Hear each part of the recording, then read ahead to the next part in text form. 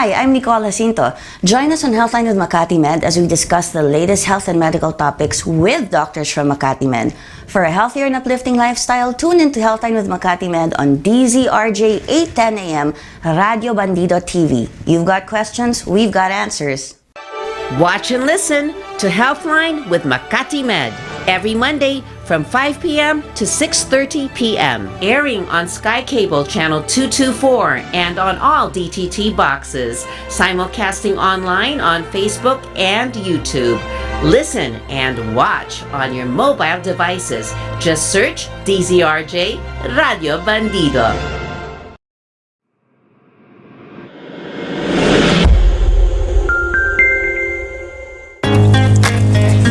You're about to experience Healthline, a show where doctors from MakatiMed interact with you for a healthy, uplifting lifestyle, moderated by Nicole Jacinto.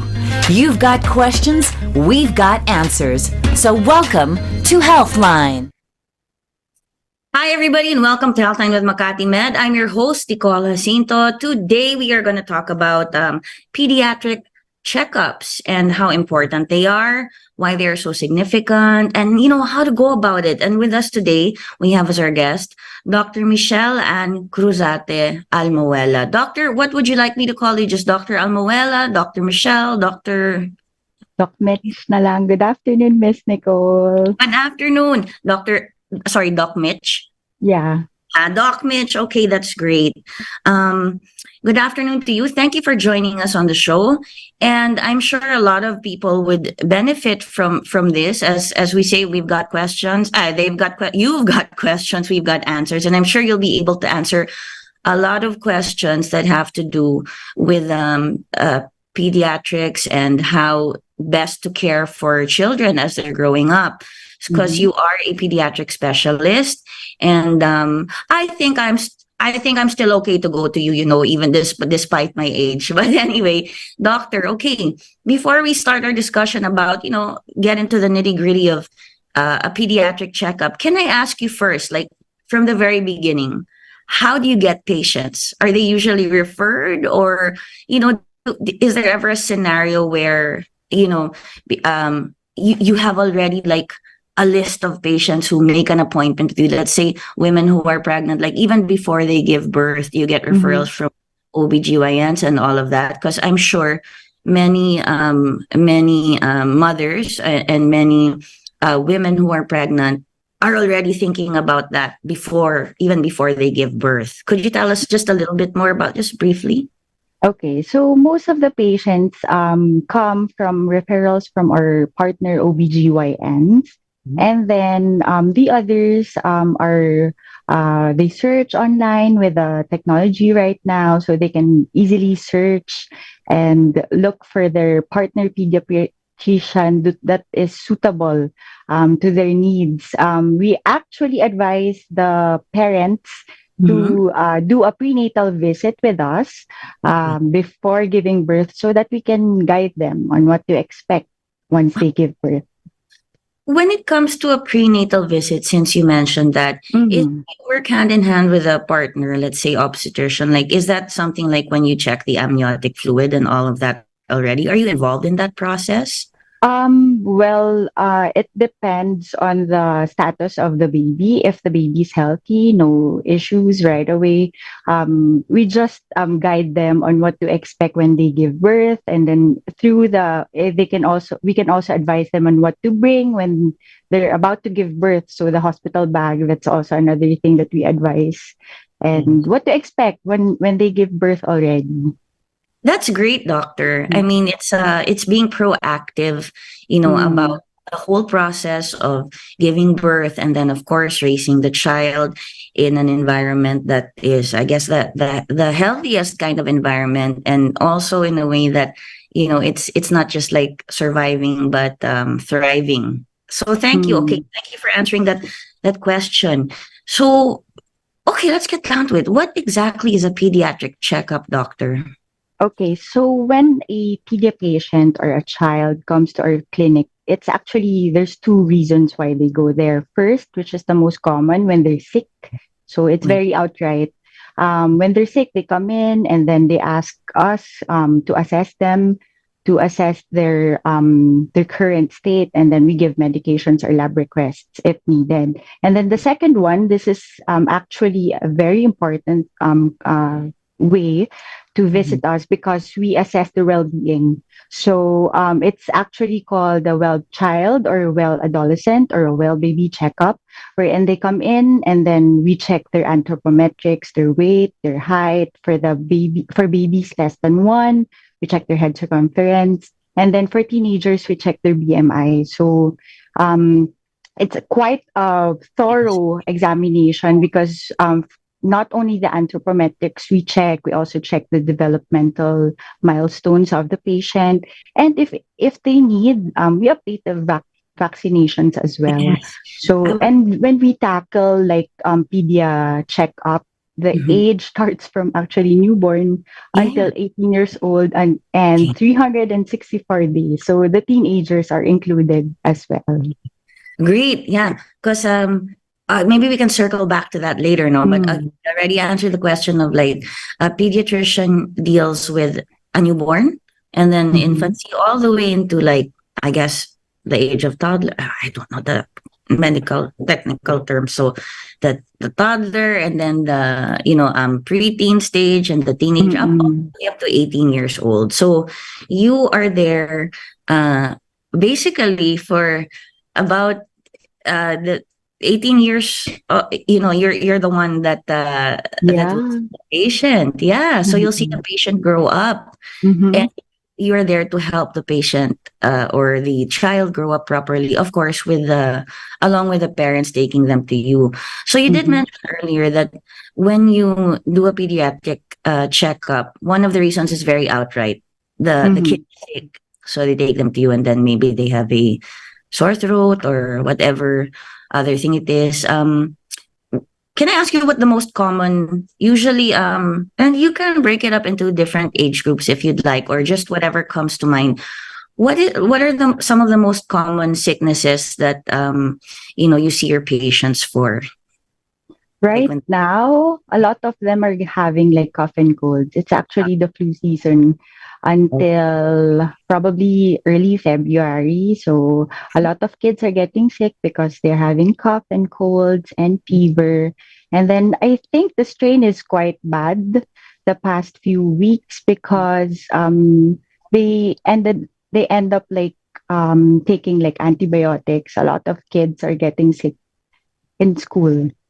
In school, okay. So basically, of course, if it's flu season, so it's viral, and then you go to school and everyone kind of spreads it around, and then people at home start getting sick as well. So yeah, even grown-ups I think are getting it quite a lot now. And so okay, so those are like one of the most basic things that they come for you and they come to you for, and that's right now. And of course, because you end up having to give antibiotics. It is very important. I think I would like to ask you a question as a pediatrician, because as grown-ups or adults, we may get used to the idea of, we just take this dose, or our doctor prescribes it to us. But as adults, okay, how do you calculate the dosage of an antibiotic for children? Like they're smaller human beings. Is that very important? Like the weight? Yes, very, very important. That's why we have to see them at our clinics because we check their weights. And the weight is very important because we compute the medications. All the medications are computed based on their weight. Based on their weight, okay. Does the height have anything to do with it as well, or just just the weight? Just the weight, okay. Because otherwise, if we would be like thinking, well, you take this because I took it and I have extra, stuff, which used to happen all the time, then it might be too much for the child. Yeah. Any antibiotics, since we're on the topic, you don't have to name brand names, but any antibiotics that you tend to not want to give children at first, or do you see any sensitivities with children, like which maybe shouldn't, like let's say the most common thing would be like tonsillitis plus the flu. What do you give them? Because it might be different for grown-ups as opposed to children. before giving antibiotics, we want to give supportive medications first. So if example, a patient comes into you for cough and colds and fever, so we assess them, and then we give supportive medications because we want to the immune system will work first rather than giving outright antibiotics. But worst case, or the patient is really not improving after like 48 hours or 72 hours of just supportive meds and fluids, that's the time we reassess, because we also need to be like one step ahead in treating the infection as well. Yes. Thank you, doctor. I okay, just like a just really off the cuff question. Mm-hmm. Do you get calls from parents all the time? Like all types of comes with the job. Yes. It comes with it. Yeah. But for me, I think it's very important that you choose a pediatrician that can be your partner, Yeah. because they will be with you for quite some time. So you have to have a good pediatrician or someone you can trust, so that you can entrust the health of your kids to them. And let's say someone like you have a certain, you and the parents understand each other very well, or the guardian. So you have a chemistry, a certain type of chemistry relationship, and like you don't mind taking their calls at 2 a.m. because it's part of the job. Like, oh my God, the kid started coughing blood. You're not gonna wait till 10 in the morning to say, oh, really? Yeah. Well, it depends on the concern, because before I like take the call or something, I advise them at the clinic that the things to watch out for at home. So if in case that they cannot reach me, they would know what to watch out for, and then bring the child to the emergency room if needed. So it's really, communication is really, really important. Yeah, that's great, doctor, that you're one of those doctors and pediatricians. It's very important because, of course, parents and first-time parents and guardians or whoever would get really worried that communication. I'm glad you said that communication is really important, and you're being very proactive by already giving them a list of what these are the things you have to watch out for, and worst case scenario, bring to the emergency room if you're uncertain. Okay, doctor. You did mention earlier that sometimes you do conduct more extensive procedures and examinations. Could you just give us like just maybe a scenario where I know you examine the patient, and then like, are there other procedures or tests that could happen during a pediatric checkup? Or let's say even if one, of course, if the child is sick, you might, let's say, perhaps take blood or an X-ray or something like that, or if it's just for the wellness or being, not just for, but for the wellness or being, what kind of things do you do? Just some examples so people out there understand, like, and they so that our audience understands better, like, oh, they're not just taking the height for no reason, that kind of thing, if you don't mind. Yeah. So when a child or a baby comes from a well baby or well child visit, so we interview first the parents regarding their concerns, and then we check the anthropometrics, like the weight, the height, and the head circumference for babies less than 2 years old, because there are growth charts that we actually plot it. And then we advise the parents if they are okay, or the weight is okay, or the height is okay, or they're underweight, a little bit below the charts, we advise them. And then after that, we also check the milestones of the patient. So especially for kids, during their first 1,000 days of life is very important, because they say that it is the most crucial for brain development. So we also check the milestones of those kids. Every visit, there are evaluation for like the gross, fine motor development, also the language and the social and the cognitive. There are like milestones that we watch out for. So you said the first, please jump in anytime, correct me if I'm wrong. First 100 days are very, very first important. 1,000 days. Yes. Sorry, 1,000. 100 lang ako, 1,000 pala. I understand there are some pictures that you can share with us, or does that come later with the for the pediatric later. checkup? Yeah. Later. Yeah. Okay. Yeah. Later. Okay. Sorry about that. Thanks, AJ, for reminding me.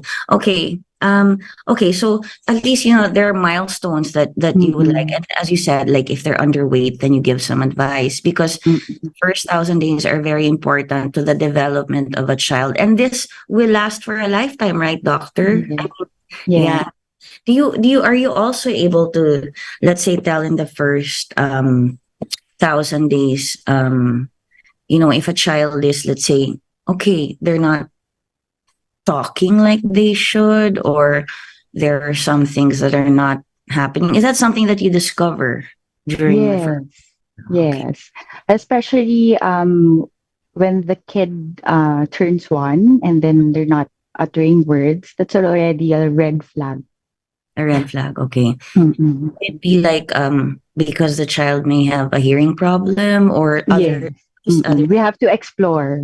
You have to explore all of that. So see, it's very complex but yet simple. Just Mm. have the pediatric checkups to, early on. And I'm thankful we have people like you, doctor, and who are really proactive and go about it this way, because I think the earlier on that you get the right treatment or the right diagnosis, then Diagnosis. Yes, I later agree. on. Yeah, I was talking a lot already since I was a kid, so I am still talking a lot.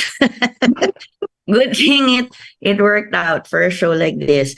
Okay, doctor, when should a child, it just may seem like a very basic question, but when should a child start having pediatric checkups? Because some people will say, okay, my child already saw Dr. Mitch or Doc Mitch, but I feel like skipping how many days or months or like that. But when exactly? When does, as you said, from birth, but like when the child is born, you immediately check already? When they are born, yes, we do rounds and then we advise the parents on to breastfeed or feed the baby. We do like newborn instructions before sending them home. But it's important to note that the setup in the hospital is different at home. So the nurses are not there, the doctors are not there. It's just you and your husband. So it's very important to follow through. We usually advise to see us as early as like 48 hours after discharge or a week after discharge so that we can reassess the feeding, especially for moms who started breastfeeding. Very, very important. Also, there are things that happen in a newborn, like sometimes they develop jaundice. So we want to like reassess if there is such. So that's great, doctor. I mean, you just said something really, really important that I'd like to emphasize for the audience. Even if you have checked out the child already, or like in the nursery, don't know what they call nursery or child's an incubator, even if you've checked out the child already at birth, and then you give the parents advice on breastfeeding and how to care for them at home. You did mention the setup with the nurses, and they're always being watched, right? But once you go home, it's different. You would like to see the child again within 48 hours of release, because in that short time, things can happen. Yes, that's true. That's very true. Okay, so doctor, kind of a question here, like sort of, we assume that parents are always taking their children to a pediatric checkup, but it's not always the case, especially in a society like ours where both parents work or we have solo parents and it's a single mother. But who should really accompany a child to a pediatric checkup, in your opinion? Like, is it always necessary for one parent to be there? Let's say not in infancy, but even, as they grow. Yeah, when they're bigger, can it be a guardian or a grandmother or even a yaya, because a yaya knows the kid a lot, and we rely on our yayas. I love my yaya. A lot of people love their yayas, and they're with the parents all the time, taking care. They're with the mothers usually, taking care of the children. We do need I do believe it takes a village. That's true. I do believe in that saying, it takes a village to raise a child. And even though we have a lot of solo parents, they still rely, especially in our society and the way it's set up here, it's very, very difficult to do things alone. So like if you have to go to work or do something else, or you have like 5 other kids who are, at home and you got to deal with them, or you have to take one kid to the one doctor, another one to so-and-so, or perhaps the parent got sick. Is it okay? I mean, like, who should really be accompanying? What's acceptable to you, or what in your opinion, who can accompany the child to the doctor? Okay. Actually, ideally, we want one parent, at least one parent would be there, and the guardian who's taking care of the kid, because most information you can actually extract from the guardian or the caregiver of the kid. So one parent and then one guardian is okay also. But both parents can be there. Even the lolos are also welcome to visit the clinic. Yes. And the aunts and the uncles and everyone. Yeah. Everyone interfering, especially if it's like the first niece or nephew, right? I'm the youngest, so it wasn't that exciting when it came to me. I'm just kidding. A lot of people care about me. Okay, my family's gonna pounce on me. No, not really. Okay, so actually, doctors, before we proceed, we just have to take a very short break, and then when we get back, I will ask you more questions. Give more answers. Okay, it's nice to have you on the program, Doc. Thank you for joining us. And don't go away. Everybody stay tuned to Healthline with MakatiMed. We'll be right back. You're listening to DZRJ 810 AM. We'll be right back after these reminders.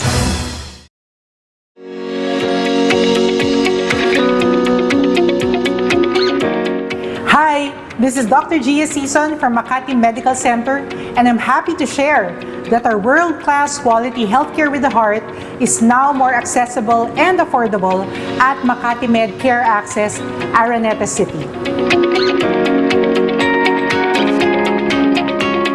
What's more, MakatiMed Care Access is the only single-use hemodialysis center in Araneta City.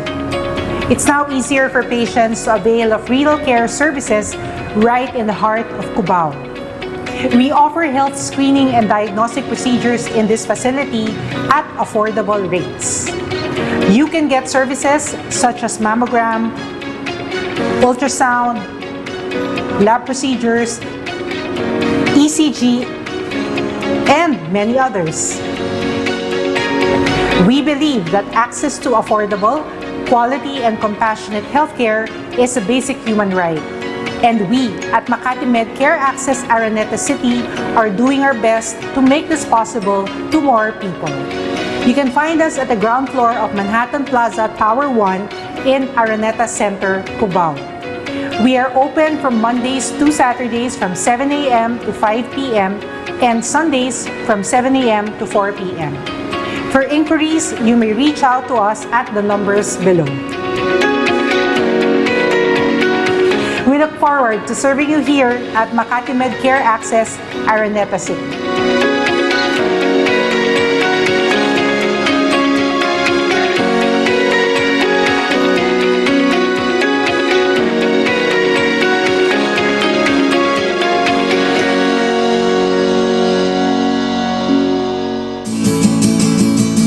Hello there, RJ here. The sale, the legendary sale, what you've been waiting for is going to happen December 2, December 3, Saturday, Sunday. The great, legendary Christmas sale of RJ Guitar Centers in all 10 stores. And the same discounts apply to online sales, Shopee and Lazada and TikTok. What are the discounts? On all the items, when we go on sale, we don't joke around, you know. Pag sinabi namin discount, discount talaga. From 12:01, from 10 a.m. to 1 p.m., 20% off. From 1 p.m. to 5 p.m., 30% off. From 5:01 p.m. to 9 p.m., 40% off. And listen to this, from 9:01 p.m. to mall closing, 50% off. As I said, same discount applies to online sale as the sale applies to all the items in the stores, depending on the hour. The discount depends on the hours, of course. Strictly no reservations, limit 3 items per customer. And if you want more information, our hotline is 0977-812-1186. Go to our Facebook, www.rjguitarcenter.com. So, are you ready to give a discount? Yes! Are you really ready? Yes! Okay, kantahan natin naman ng Merry Christmas. We wish you a Merry Christmas. We wish you a Merry Christmas. We wish you a Merry Christmas and a Happy New Year. One more time. We wish you a Merry Christmas. We wish you a Merry Christmas. We wish you a Merry Christmas and a Happy New Year. See you December 2, December 3 for the RJ Guitar Center Legendary Christmas Sale. Merry Christmas, everybody, from all of us. Per DTI Fair Trade Permit number FTEB 180707 series of 2023.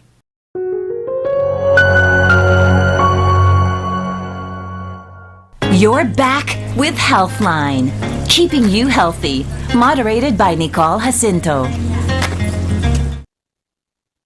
Hi, everybody, and welcome back to Healthline with MakatiMed. I'm your host, Nicole Jacinto. We are here with Doc Mitch, or Dr. 𝗛𝗲𝗶𝗵𝗶. She is, it's Dr. 𝗛𝗲𝗶𝗵𝗶. Sorry, I got a bit distracted. She is a pediatric specialist, and I feel like going to her. Though I am way past 18, but, she is here to give us more information about pediatric checkups. And I think that, doctor, you're giving us a lot of things, educational information. So thank you for helping us out and being on the show. And I'm so glad that you're on the show today because apparently we have a lot of people interested in this topic. And, okay. Before I continue with the questions that I have for you, I'll just ask a couple or say hello. Oh, it's a greeting. Good afternoon to all. Stay safe always from Las Piñas, Michael A. Manalo. Thank you, Michael. And that includes our children. So thank you for that, Michael. And of course, thank you for tuning in and listening to this show. Good afternoon, DZRJ 8:10 a.m. Rolando Cadiz. Thank you, Rolando, for greeting us and letting us know and letting Dr. Mitch here know that you are watching her. Okay.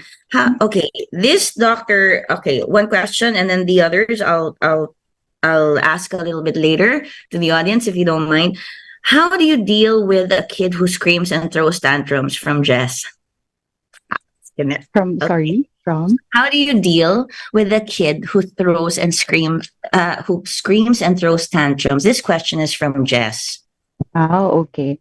So at the clinic, you mean when they visit and then they pull a tantrum on the clinic? Okay. What I advise to the parents is to the more tantrum that your child gives during anywhere, the calmer you should be. Because it's very important that you assess why are they pulling a tantrum. So if they can't express it, you look at their eyes. So you would know what they want. And then you try to talk to them and try to put your shoes to the kids because sometimes they're tired. So they're pulling a tantrum. So you have to be in their shoes and understand why they are pulling that tantrum, no? Or they're scared. And you have to be, yes. Mm-mm. But being calm, like not like I'm going to kill you later. Not like that. No, not calm that way. Really, like talk to them. Like you can talk to them. What's wrong? What's wrong? And then you mentioned the eyes. Okay, why are the eyes important? Are they looking at something that like maybe sometimes yes. If they're hungry, they look at their snacks or the bag, so you can see. And some kids or the younger ones, they don't really, they can't express yet what they want. So it's very important to check them. I mean, look at their eyes, what they want, or if they want something but they can't express it, you try to communicate with them. And you should ignore the other people who are like. We have this thing, and I mean, I think it's been all over like, that kid is so noisy. So what? Kid is a kid. So, okay, just we'll clarify, not that I'm going to kill you later. No, it's like, what's wrong? What's wrong? Oh, yeah, okay. Thank you, doctor, for clarifying that. Jess, I hope that made you laugh a little bit, but I think, Jess, that's a really good question. Thank you, Jess, for asking that question. Okay, the couple of questions I'll ask I'll ask in a bit. Just going along the lines of what I was asking Doc Mitch earlier, talking about, you know, who accompanies the child or who should accompany ideally.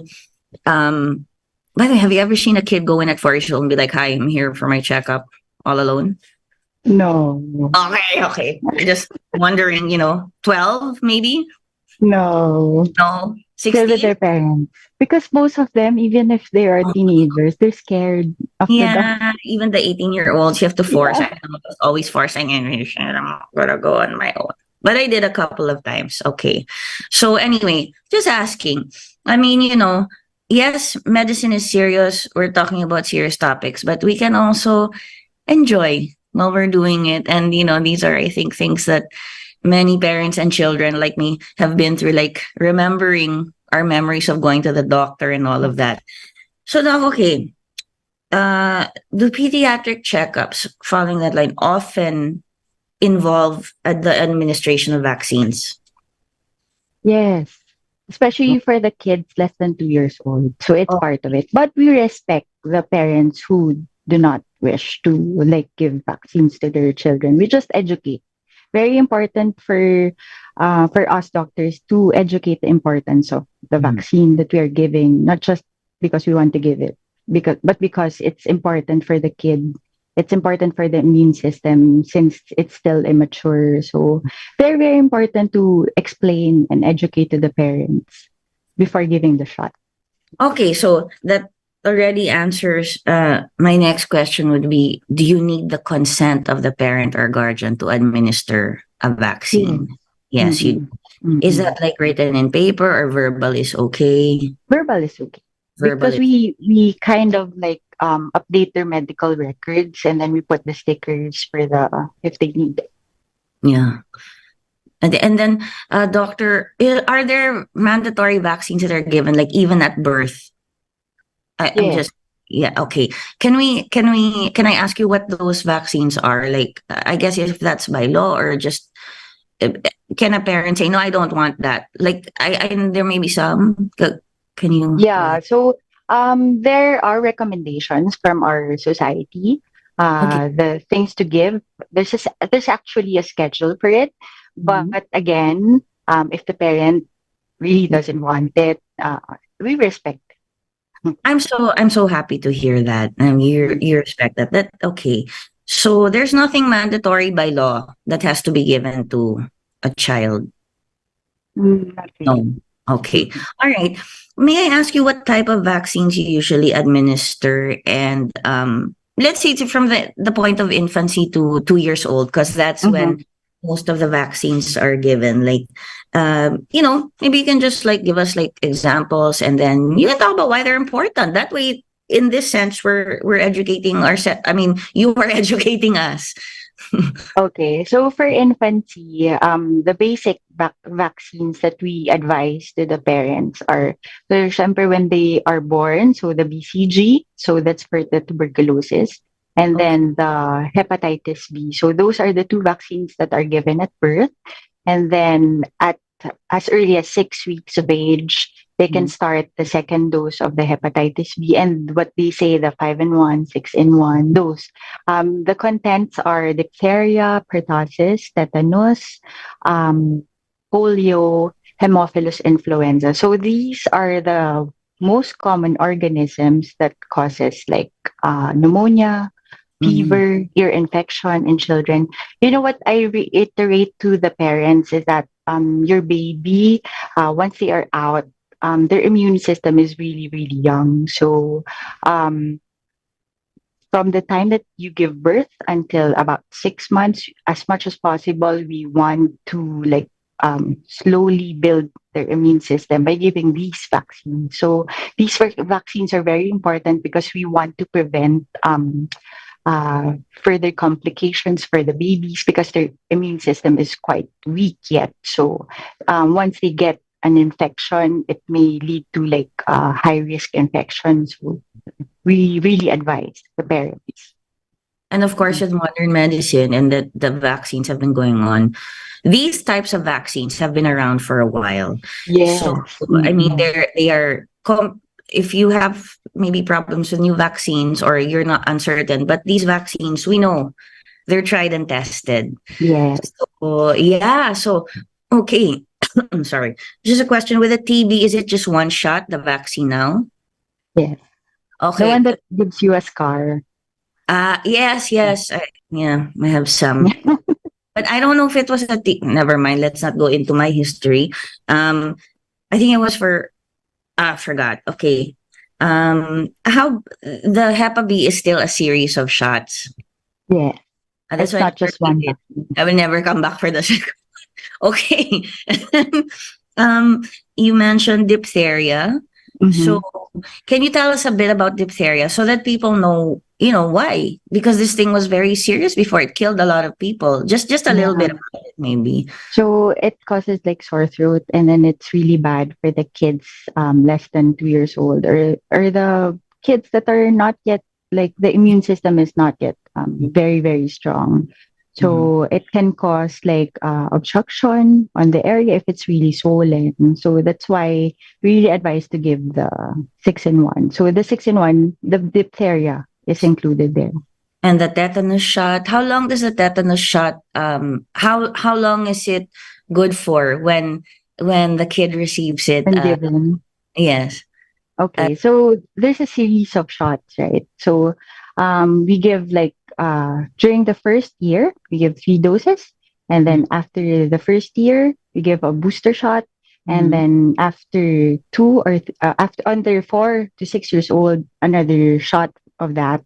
And then they are protected for 5 to 10 years. It depends on if they get a wound.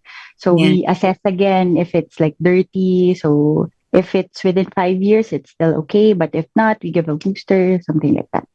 Yeah. I just, want to explain also, like, emphasize the importance to those in the audience. Like, the tetanus, it comes from the ground, right? I mean, so when you get a wound, like, you scrape your knees as a kid. I definitely did that. Also from rust or like a rusty knee. It depends. Yeah, we can't really pinpoint because, the bacteria and the viruses are very tiny. So we're not sure if they're there. So it's best to be like one step ahead instead of like fighting it when it's there already. It's there already. Yeah. Yeah. I remember, like, scraping my arm on the roof, falling off. They give you a shot. My mom watching. Yeah. And then I thought it was good for life, but they're like, oh no, it's only for 10 years. I'm like, okay, I just won't get any wounds or scrapes. But I do remember, even a 70-year-old woman, like, she fell. I took her to the hospital, and she happened to fall on the road. And they said, well, we should give you a tetanus shot because the knee was scraped. So there. That's I just wanted to emphasize that because a lot of people are like, hindi naman kailangan yan eh. Na ano na dati. So, that kind of thing. Okay, thank you, doctor. The 6-in-1 that you mentioned, that's why it's important, because these are, I guess, threats. I would call them threats that have been around for a long time. But the vaccines to help, mitigate these threats have also been around for a long time, because I know people get, there are people who are really cool with vaccines, and a lot of them, in my opinion, tend to over-vaccinate like every single thing. But the others are wary, especially with going through the history, things that have happened in the last few years. But it's important to get these shots for a child. And polio also. I mean, we take it for granted these days, but it was a big problem before, and that's why the shots are there for you still call them an infant until they're 2 years old? What's the proper term? Oh, for 2 years old, you can call them already a toddler. Actually, for 2 years old, toddler already. Thank you, doctor. Okay, so thank you for being patient and answering all my questions about vaccines. I think it's something that people might want to know about, and thank you for educating us and making us feel calmer and helping maybe people to realize that these vaccines are pretty necessary. But again, as you said, it's always the parents' choice, and you do respect their choices. Thank you, doctor. Okay, now, how often should a child get a pediatric checkup? If they are less than 2 years old, we advise to see us at least especially when they're newborns. We advise to see us every month or two, because this is not only for the baby, this is also for the first time parents. The parents and the first time parents. Yes. So the list goes on. The concerns of it really goes on. So it's very important to at least see them every month so that we can address everything. So it's not just like checking the weight. It's also like the setup at home. So if they have like a concern, if their kid is a bit colicky or cries all the time, so we want to address that as well. Okay. Yes. And you know what? I'm sure that some people would say, I don't need to go that often, but you'll find that you're calling the doctor more often. Have you found that like you recommend that you come, like, okay, you come this often, and then they're there more than your recommendation because they need some The help. concerns, yeah. Yeah, the concerns. Okay. All right. So doctor, how how often do the checkups differ as a child grows? I guess maybe the frequency or the recommended number of checkups, and okay, we'll start with that. Okay. So the Okay. frequency. Okay, so for newborns, again, I said earlier, so we want to see them at least every month or two to check for their weight, the length, the head circumference, and then the milestones as well. So before giving the shot, no. And then if they wish to get the shot, that's good. We can give it during their visit. So it's like a whole like series of like concerns, and then we'll update the baby books as well. And then when their shots are complete or the kid is a bit okay already, manageable, we can like extend the frequency of these visits to like every for like 2 years old, we can see them at least 2 or 3 times a year. That's fine. So it depends on the parents also, Yes. because the parents have quite a lot of concerns, especially when during the newborn stage. And also some mommies or the moms who are breastfeeding, their primary concern is the baby getting enough? Is the baby getting a lot of milk from me? Something like that. So we really have to address. Yeah. Each visit is very important for not only for the kid but also for the parents, so that we can address everything. So it's also like an individualized approach to each parent and child. So a pediatrician also, well, yes, pediatricians have always actually treated parents in a sense, right? I mean, definitely. Our patients are not just the baby, sometimes also the parents and the grandparents. I know. I witnessed that. I mean, I remember that. I can see that. I mean, I used to it's always the pediatrician and like the family doctor, like it's everyone already. And your patient, you're right, your patient's a whole family in a sense. And that's a noble profession. And I have not yet met a pediatrician who has lost their patients. I hope I never meet one. I mean, patients like pasensya, like not patients. I don't know if you've like, I've experienced like knowing friends who like at 40 days still go to their pediatrician, like the one who treated them. Or okay, like doctor, I have a sore throat. I like think the relationship was built already. yes, We're 18 years, and then it's like it's quite like different if you go to another doctor, and then yes. the trust is already there. The trust is there, even if the our 60-year-old parent is not calling the doctor anymore. For the 40-year-old patient, they're just like, I have a sore throat, I'm gonna see doctor, and it's still there, right? So okay, you're right. You said earlier, choose a pediatrician you're comfortable with, and with whom you can really communicate properly. Okay, doctor, you have been mentioning head circumference. Can you just tell us the importance of the head circumference before we continue on with the rest of the discussion? Okay, so it's part of the growth charts. So we measure it and then we check. because when a child develops and grows, there are changes that happen. So we want to make sure that these changes are in the range. So that's part of it also. Okay. So if the head would be like too small or not enough, that would be considered a red flag? Or If persistently, yes, up? below the charts, we can refer to someone or like a neurologist or endocrinologist if it's related to the growth, or if it's too big. Yeah. So we can catch it early. That's the Yeah. term. Yeah. Well, I can tell you about a lot of grown-ups who have big heads, but I don't think that's exactly the issue. Okay. So yeah, I know that's very important also, the brain development. And do you get questions? Okay, since we're on the head, just to finish the topic about the questions that we may have about heads. Do you get questions like, how do I, you know, how do I make sure my child doesn't have a flat head? Do you still Oh, get yes. questions like that? Yes. A Yeah. lot. And then the marketing nowadays, the anti-flatting pillow, something like that. Yeah. So Oh, okay.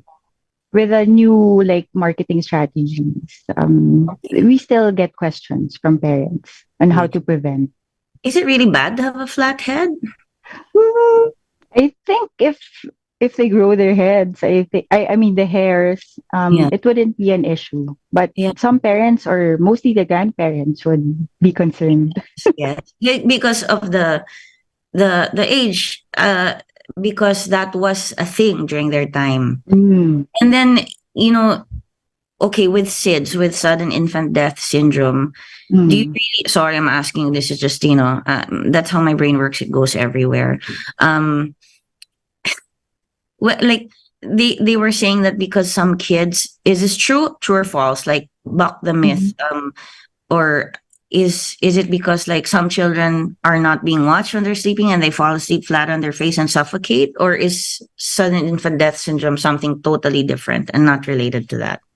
There are factors or risk factors for sudden infant death syndrome. So, most common again is the position of the Mhm. kid because syempre, they're still young. They Yeah. can't really quite move if they can't breathe, and then so that happens. So what we advise is to make sure that there are no pillows, blankets on the crib, Mhm. and the best position is still supine. I mean flat and Flat mm-mm, on the back. Okay. mm-mm. That's why our lolos and lolas or the grandparents ask about the head, and they turn them and watch them because they don't want a flat head, but they also don't want them to suffocate. Okay. So thank you Yeah. for answering that question, Doc, like just out of nowhere. But Mm-mm. there's I'm sure a lot of people like go through that, then they worry, then they stay up all night. I mean, I would be like, oh my God. And then, so thank you, doctor. And then beyond the age of 2, because we're talking about the how the checkups differ as the child grows. What happens also with the vaccines that are usually recommended? Are they different? How about like are there fewer vaccines that they have to take, Yes. or After 2 years old, it's just more of boosters already. boosters? Okay. Mm-mm. The old vaccines. I mean, okay, great. Okay. How about okay, so the number of vaccines that you recommend decreases over time as the child Yes. gets older. Mm-mm. Okay. Can I ask if like for female children, I heard a few years ago that they were recommending, let's say, to get vaccines for it was more of it was more of an OBGYN issue, like at a young age to get a vaccine for, and this would be the age of 17, 18, I guess, to get a vaccine for to prevent HPV. cancer or HPV. Yeah. Okay. Yes. Do you deal with that also? Not much. Not as much. Okay. Mm. When the child, especially a female, reaches the age of uh 18, or well, before that even, they're able to reproduce, like when they start menstruating, do Mhm. you have like So how do you deal with that? How do you encounter that? Like, It's different if it's teenage already because it's not just about the growth and the height or the BMI of the patient. We also ask several like checklists for teenagers because they have different concerns as compared to the young ones. So we ask about relationships, very important at home. And then we do a checklist. It's called the heads checklist for adolescents. So we ask these questions with regards to their relationship at home, in school, what else, their religion, their spirituality. So it's a holistic approach for teenagers. And a lot of teenagers are like getting depressed nowadays. So we also include that to our assessment. okay. And do you find that the patients are more talkative or they share more with you as they get older? Like it's usually at first it's the parents talking, and you find that the children talk more, or do you have to tell the parent, can you step out of the room? Yeah, Yeah. we ask the parents to step out of the room, especially if the child is not comfortable in giving information in front of their parents. But we tell them that if an information is given to us and we think that it's important that the parents should know, so we will tell them that we have to tell their parents. So you protect both the privacy of the child or teenager and also their well-being and the parents' knowledge of them because they are still minors. Yes. I'm glad to hear that, doctor. I mean, so also for those watching out there who are teenagers or maybe or the parents of teenagers watching, you can like impart that to them that I'm not like, just talk to your doctor. Okay, no, really, that's very important, doctor. And do you usually find cases where, as you said, a lot of teenagers nowadays are depressed? Do you recommend like for them, or do you recommend for them to seek therapy on their own, like individualized therapy with a psychiatrist or psychologist, or give them guidelines, or maybe family therapy even with one or both of the parents or something like that? Does that often happen? It depends on the concern of the child. So there's actually a specialist for that. There's an adolescent specialist also. So if we have like a red flag during the interview or the adolescent interview, we advise the parents to refer it to them so that they can do the next steps. Yes, yes. That's great to hear, doctor, that at least at your, at your level already, you can get you can get a sense. And if there's a red flag, at least you're helping. You're not just, it's a holistic approach, as you said. You're not just doing the physical things, but the psychosocial things that also really matter in terms of how someone feels about themselves or grows up. Are the issues still the same? Like, I have pimples, or, I'm made fun of, I feel misunderstood. My classmates are mean to me, that kind of thing. Same thing. Huh? Still the same, but the other teenagers, I mean, the quantity is getting high. Okay. Well, I'm from Generation X, so I think we made an art form of, we know these things. We just, didn't have many people to turn to at our time. So kids, I get you. I think so does doctor. And I think nowadays we're increasing we're really like trying to remove the stigma of seeking help for mental health issues. Okay. Do you find that that's a big deal now for pediatricians? Do you get trained in that? Like, for we have helping? a lot of conference regarding that because it's the number of cases are getting high with regards to the depression and the mental well-being of the teenagers. It's alarming. Yeah, it's alarming. Do you find that that's exacerbated by social media, or? Yes, I think. Yes. It's easy. It's very easy to like scroll on. Yes. But the internet is very accessible nowadays. Yes. And I think there's really online bullying, but before it used to be like you bully someone in person and that's bad enough. But you can sort of, now people, Even it happens with adults. They insult you online, but they think they can't be held accountable because they'll never see you, but they can't see it to your face. So don't worry, kids. Just think about that. Like, they don't have the guts to say it to your face. So they just write it and put it out there. Now, I would not advise you on how to deal with that. Because, I tell you to go to a professional on how to deal with that. And I'm not a professional. I just do my own thing in dealing with online bullying, which may not be good for everyone. Doctors like, oh my God, this girl. Yes, doctor. But is it not just the online bullying, but the social media, like the things that they see? Like, Yes. okay. Especially the teenagers, their prefrontal cortex is not like mature until they turn 25. So I think what they see on the internet really matters, because during the stage of like teenager, it's like they're forming into adults. So what they see on the internet is very important, because sometimes it dictates them on what they should be, even if it's not like. So so what I'm getting from you, and just correct me if I'm wrong, or jump in, add, or minus whatever, add or remove, is it dictates what they should be. So are there body image problems that occur?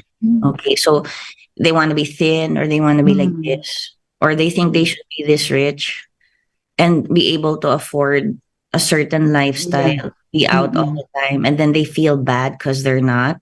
Yeah. You know what, kids? A lot of that is curated. We watch it to enjoy it, but a lot of that is curated. So, people, this is just my personal take. Most people post when they're happy or when they're doing something. They don't really post their sadness. So it's not real. But as you said, when you're at that stage, you're still like trying to figure out the world and what reality is or not. So there are body issues you find me. Are they mostly with females or males, or both? Male and female? Both. Okay. Yeah. Even the guys feel that they should be this way. They should be that way. Okay. Thank you, doctor. I mean, I don't want to harp on the topic too much, but it's really a concern. Okay, thank you for answering and being so like open with, just answering all the questions. Okay, we do have some questions from callers we can take now, or texters. Sorry, where is that paper? Okay, here it is. Okay, Jess. Okay, can you give us advice on how to deal with a kid who wants to get what they want all the time, and and as a parent, you cannot control them anymore? From Jack Villegas.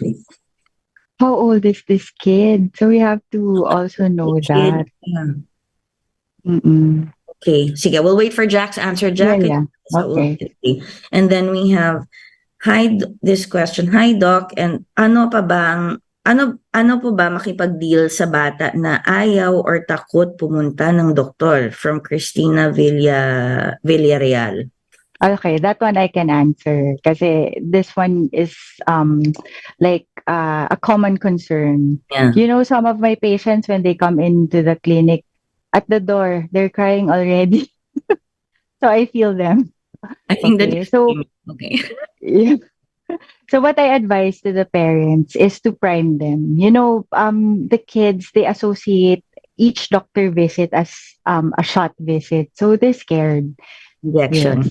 Yes. So they're very anxious every time that you bring them to the doctor. So what I tell my patients is to prime them. So just a nudge, like a week before the doctor's visit. Oh, we're gonna go to the doctor next week. And then of course they will react. But no, it's okay. Guarantee them it's gonna be next week. Don't worry.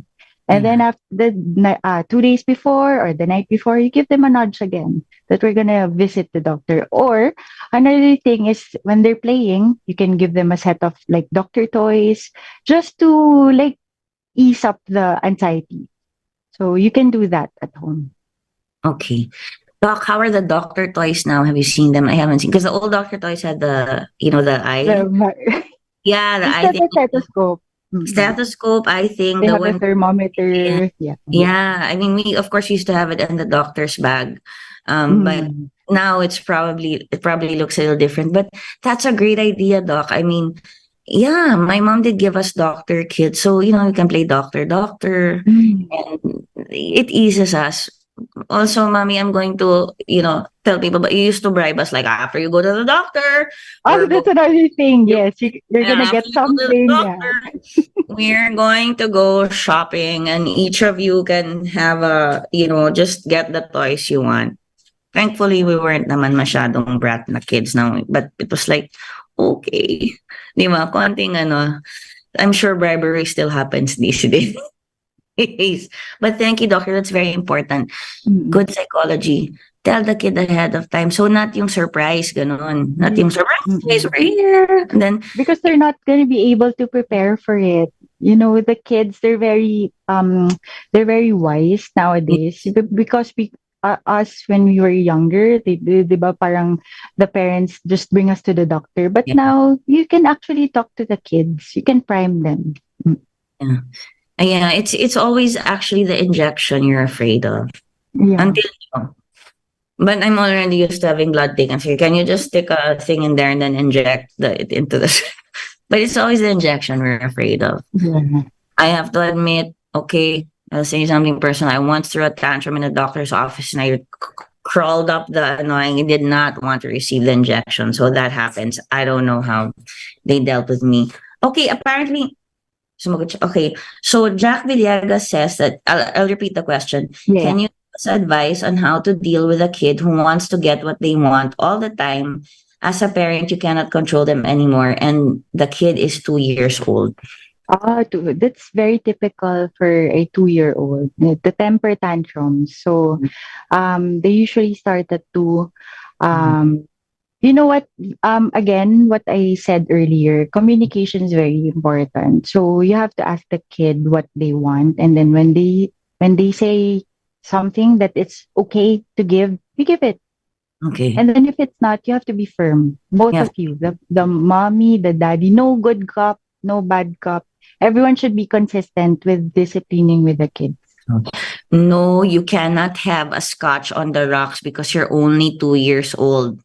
But you can have this You can snack. actually you can offer options. Yeah, that's another thing that I advise to the parents. The 2 years old, just give them two choices. So if they want this or you deviate the tantrum, the cause of the tantrum, if it's really not allowed. Okay, Yeah. so you give them options. So very important. Just at least two options you can give them. And then at least they start learning how to decide and learning about trade-offs in life because we can't get everything we want. Yeah, because Yeah. at 2 years old, they're like yearning for independence. So giving them options helps.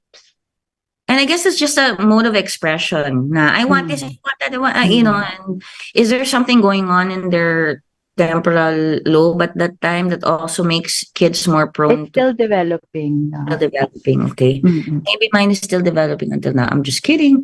Okay. Okay. Yeah. Hi, Doc. We have here a greeting. Hi, Dr. Mitch from Pat B. Lunas. Oh, Hello. okay. Then, hi, Doc. Is it a good idea to give a kid sweets? This is a question from Zia. You know what? It's part of our anticipatory guidance to not give it's zero sugary drinks for the kids. But a little treat is okay. But not in moderation. Yeah. Moderation. Is this because it makes them hyper or also because it's a health thing or I mean like And sometimes some kids they really prefer those instead of like a meal. So instead of milk? meal. A meal. Yeah, because it gives you energy. I know. Well, when we were growing up, they didn't really, have all these things down to the letter in terms of studies. I mean, when at least people my age, you're younger, I think. Okay. So, but yeah, so basically, no, but a treat once in a while is okay. Yeah. I mean, you can't also like, be the, I guess you can try, But you know, there are aunts and uncles and grandparents everywhere. That's gonna spoil them too.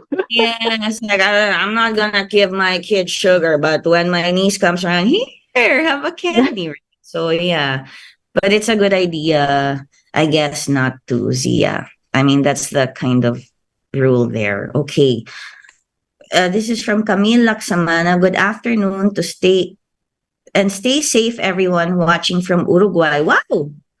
Hey, thanks. How is it in Uruguay? Are the children there like the children here? Yes, of course they are. I hope if you make it to Manila, Chameleon, or whatever you recommend the kids and parents, to Doc Mitch. Okay, Doc Mitch. Before we get to the other questions that are a little more involved, we're just going to take a very short break. So please stay tuned to Healthline with MakatiMed. I am having fun with Doc Mitch. I don't know if she's having fun with me, but since she probably is. Okay. Okay. So she's like, this is like having a kid in your office, Doc Mitch. Okay. A kid with all these questions. Okay. So guys, stay tuned to Healthline with MakatiMed. We'll be right back. You're listening to DZRJ 810 AM. We'll be right back after these reminders.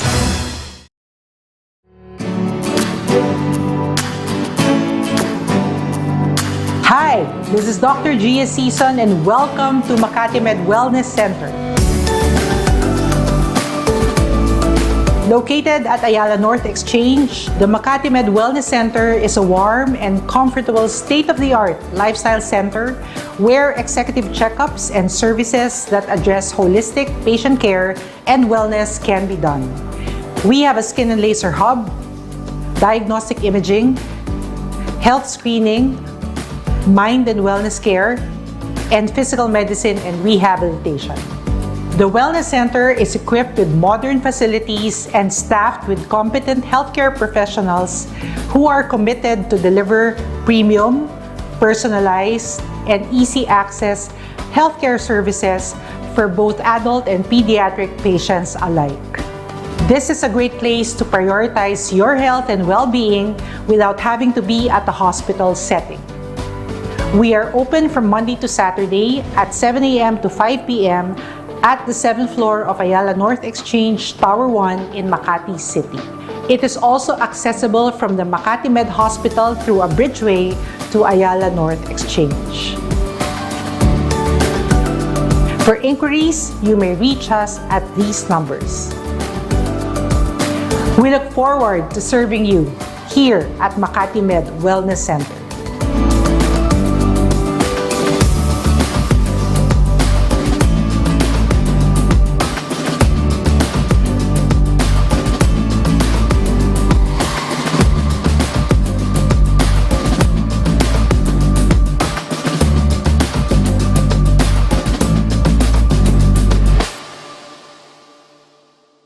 This is very, very legendary already, my God. Every Christmas we have a sale and it's on December 2 and 3. Now, when we have a sale, we don't fool around. Alagang sale. Because the other stores will say up to 70% off on selected items. Madalas, hindi naman 70% off. Ganun. At saka yung konting-konting items, kulang pa ng sizes. Minsan, sapatos, kaliwa lang yung 70% off. Kanan yung full price. Anyway, kami tunay talaga lahat ng items. With one exception, Taylor Guitars, 10% yun all day. Isa lang exception. Okay, 10 a.m. to 1 p.m., 20% off. 1:01 p.m. to 5 p.m., 30% off. 5:01 p.m. to 9 p.m. Ang haba niya, 4 hours yan. 40% off. 9:01 p.m. to mall closing, 50% off. But you have to be present there. You have to reserve your space there. Okay? That's only fair. It's on all the items. All the items yan. Walang biruan yan. That's why it became legendary. It's 2 days, December 2 and 3, Saturday and Sunday. Okay? We have 10 stores. Market, Mall of Asia, of course, Mega Mall, Fairview, SM Fairview in Baliches, SM Dasmariñas Cavite, Glorieta 2, Makati, of course, SM North EDSA, SM Sukat, Festival Mall, Alabang, and SM Lipa City. Very, very good locations. For DTI Fair Trade Permit number FTEB 180707 series of 2023.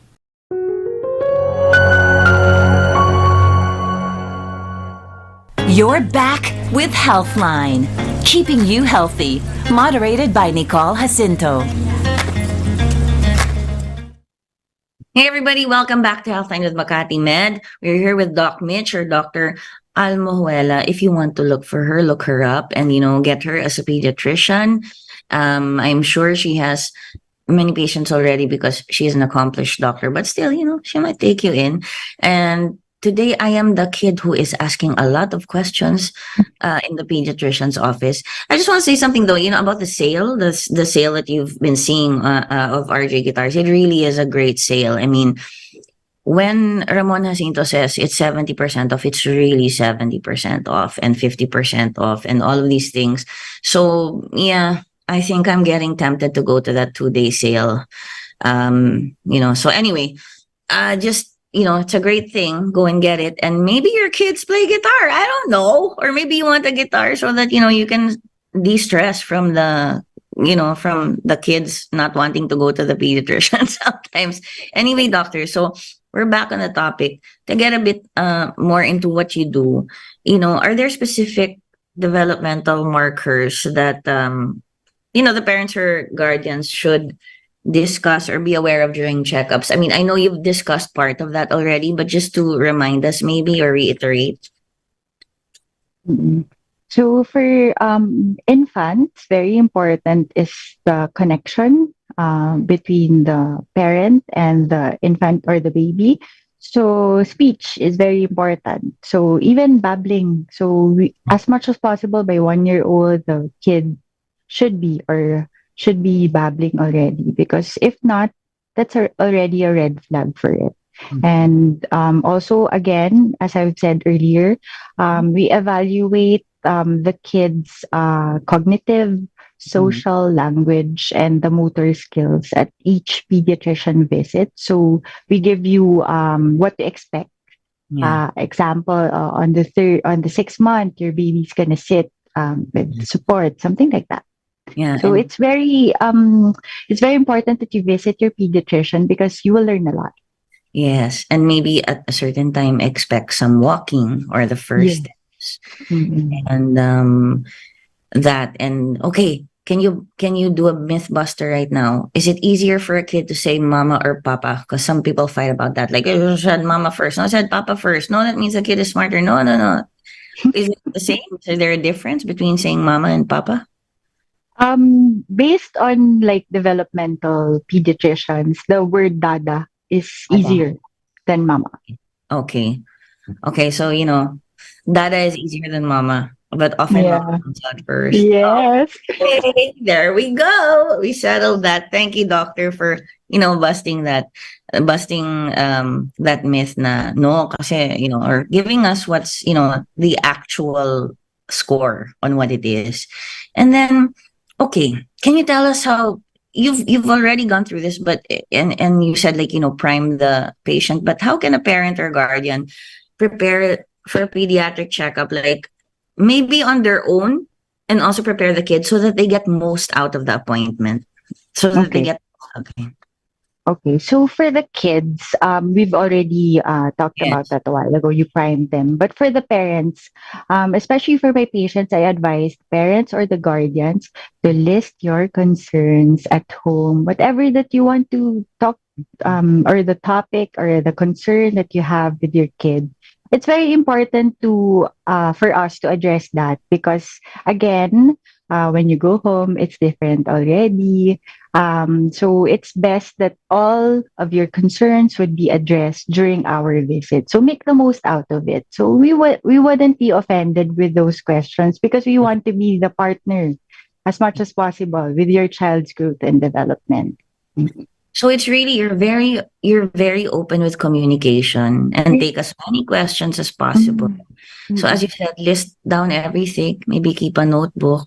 Anything is like, why does the right foot wiggle and not the left? That would be okay to ask or why does my child look like my husband and not me? Anything. No. Okay.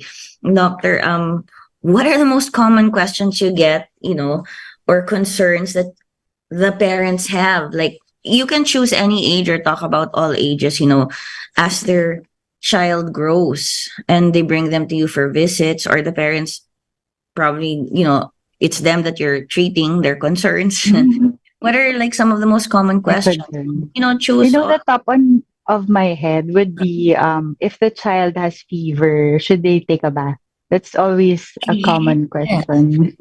So what's the answer? It's okay. It's okay. As okay. long as it's not, it's okay. Quick As bath, it's okay. Warm water, cold water? Lukewarm. Lukewarm, okay. And then should the child take a bath if the child has fever? Okay, so yeah. What about okay.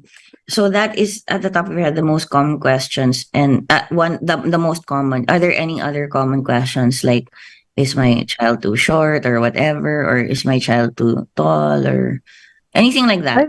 It's part of the especially if I plot their weight and height on their growth charts, they would always ask, "Oh, where's my child? Is it okay? Is it on the dot? Is it too high, too low? Something like." Actually, no. We had really great pediatricians growing up, but I think now maybe you have a more organized, system where if you plot it already and the parents can participate along with that, you get fewer of the, the questions that before would bother parents more. Yeah. No? Okay. So, yeah. So, okay, the showering when sick, or like, do you get questions? Is it usually most of the questions, do you get them only when the child is sick? Like most of the, nagging questions that guardians or parents ask you, or do you get a lot of questions just, talking about the developmental stuff and observations? It depends on the age of the baby. So especially for the first time moms, they have quite a lot of questions, especially during the first 3 months of age. Even we go down to the poop.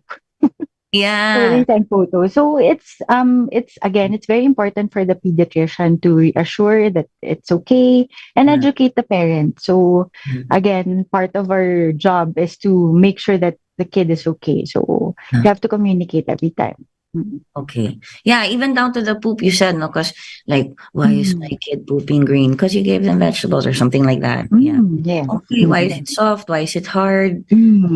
So what's usually the cause of colic? I know that used to be. I mean, I was supposedly a colicky baby, or maybe I was just shouting. I don't know. You still It's get not that verified. It's not really outright. This is the cause of colic. They say it's connected with the neurodevelopment of the kid, but the exact cause of colic is not really known yet. Yeah, we always had these things where it's because there's air in the stomach, no? And then and then you tie a band around the stomach and you put acetate de manzanilla or You know what? That's another question for the newborns. That's a common question for the newborns. Is it okay to put big kiss? Yes, big kiss, and then around the what do you call that? The belly button. Belly button. Yeah. And it's not. It's not. Okay. Unfortunately, it's not, because the babies are belly breathers. So they breathe like us. For adults, we breathe through our chest. But for the babies, it's in the tummy. So if you put a belt, they kind of have a hard time breathing also. Okay. So yeah, a lot of people still do that. But it's okay to put aceite de manzanilla. Yeah, it's okay. It's okay. Okay. So yeah, colic is still, we don't know the cause, no? But many of us believe it's like air because they cried so much. Diba, have you heard that? It kind of goes into a cycle because they cry, they take in air, and then you try to release it, and then they cry again, and then it goes on and on. So it's kind of tiring for the parents because they deal with it every day. Yeah, exactly. And then their sleep is also, messed up. Okay.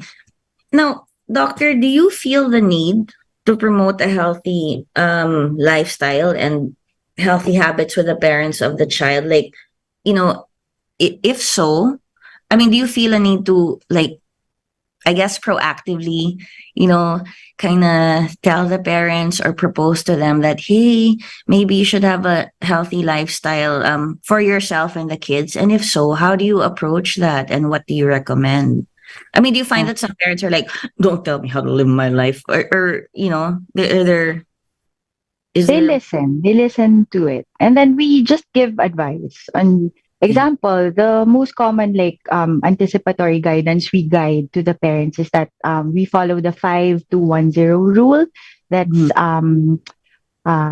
we give 5 servings of fruit and vegetables per day, and then 2 hours of screen time for kids 18 months above, 1 hour or more of physical activity, and 0 sugary drinks and sweets for the kids, more water or milk. So those are the basic.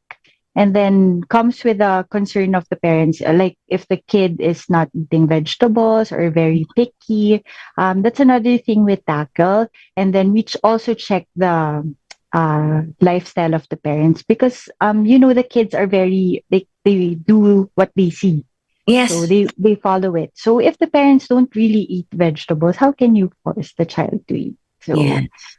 So that's the thing that we advise also to the parents. So, but the basic is the 5-2-1-0. Okay. So it's 5 for the kids. Okay, it's 5 servings. Can we just go through 5 servings? Fruit and vegetables per day, and then 2 hours of screen time, 2 hours maximum of screen time for kids 18 months above, or actually 2 years above. And then 1 hour or more physical activity and 0 sugary drinks. So the question a while ago with regards to like sweets, ideally none, but a little treat or in moderation is okay. And also with the parents, you said na children will observe. Yeah. In a sense, mimic. So do you find that their lifestyles often change because they do listen to you, like they eat more vegetables, or they eat vegetables along with their kids? Yeah. It happens. Yeah. So you're also taking care, patient mga, Of the parents. Okay. So there, wala naman like backlash from that masyado na parang, have you encountered any, I guess I'm asking a difficult question. You don't have to answer. Have you encountered parents that, well, I don't want to do that. I'll just do it for my kids? Yes, some of the parents are really like Pero that. you don't judge them naman, ba? Yeah. Oh, sige. You eat na lang with the grandparents who will eat the vegetables, and then I will eat my lechon on my own. Okay. Or we offer alternatives. Like for instance, I have like this patient that is a vegan, so I make sure that the kid gets protein also, other sources of protein. So we do alternatives. Yeah. That's great, doctor. I mean, it's wonderful to hear. If I had a kid, I'd bring them to you. Okay, so doctor, giving you the floor here, what advice can you give to parents, especially first-time parents, when it comes to maintaining their child's health in between checkups? Okay, so besides the 5-2-1-0 rule, it's best to do like physical activities at home. They keep them busy. The kids love to play. Play is very, very important at home. So, and you connect with them. And also with the emergence of like the executive checkups, very timely. So our institution offers like pediatric checkups here in Ayala North Exchange, the Wellness Center, as well as the satellite clinic in Araneta City. So I think it's flashed on the screen. Yes, so it is. Yes, actually. Do check it out. And then we're offering like pediatric bundles or pediatric packages suited for your kids. So go visit your pediatrician, and then we'll advise what your child needs. Okay, so this is a case, doctor, of where like go see your pediatrician, and then you can get the health packages. Like there's also executive checkups for children. Like maybe they need this, maybe they need that. That's a really good thing. And as you said, you can go to the satellite offices in Araneta and is it Ayala Triangle North? You said Ayala North Exchange, just right beside Makati Medical. Yeah, our wellness center. Yeah. Your wellness center. Yes, I will see it. But not for the pediatric checkup, obviously. Okay. So, doctor, do you have any final words or anything you'd like to say? Just anything to promote, because like we're running out of time, or anyone you'd like to greet, the floor is yours. So I just want to thank you for having me here today. And I guess I would just like to give an advice to the parents listening that treat your pediatrician as your partner for your children, because it's not only about checkups, it's about your relationship and your trust with your pediatrician, because we're going to see them from birth until 18 years old. So the connection will be there. Thank you, doctor. Thank you for being on the Thank you. program. I'm so happy that you were a guest and you were able to discuss this. And just think of me as the kid who asks a lot of questions in the doctor's No office. problem. It's always like that. So anyway, now you've experienced it. You had to deal with a magulo kid. But thank you so much. Thank you for being on the Thank show. you. And you said so many enlightening, educational, informative things. Please do come back, about other topics that have to do with pediatrics. I think we need more of that, So, and then actually there are some kids who watch the show, like Zam. I want to say hello to Zam. He always watches the show. He's, how old is Zam now? 10? He's been watching since he was like 7 or 6, and he really, really is into this stuff. So I want to say hello to Zam. Sorry, Zam, I did not say hello to you before the show, but he always watches. So maybe he'll seek you out and say, Mommy, I want to go to her. Anyway, thank you so much, Doctor. Thank you for being on the show. I may bother you with referrals. So anyway, like I go to Doc Mitch. Thank you. I feel now like you could be my pediatrician at my age. Okay. Thank you so much. You have it. You have that magic charm that, the children will just respond to you. I'm a child at heart. Okay, not childish, just childlike. But anyway, folks, thanks for tuning in. Thanks for all the questions you sent in today. And, doctor was able to answer them. And don't forget to tune in again next week to Healthline with MakatiMed. It's Mondays, 5 to 6:30 p.m. here in the Philippines. But you can watch it anytime, and you can watch it over and over again on Facebook, YouTube. Now we have all these platforms. At least this is a medical show that people can watch, and not just like, well, I have nothing against the other social media stuff. I'm just saying it's also important to, get it straight, to get informed by by medical professionals practicing in one of the best hospitals in the Philippines. Thank you so much, doctor. Thank you for being on the show. Okay, bye everyone. Don't forget to tune in again next week. Take care. Thank you. Thank you for tuning in to Healthline with expert doctors from MakatiMed, giving you the chance to interact, uplifting your lifestyle. Moderated by Nicole Jacinto. Tune in again next week for your weekly dose of Healthline.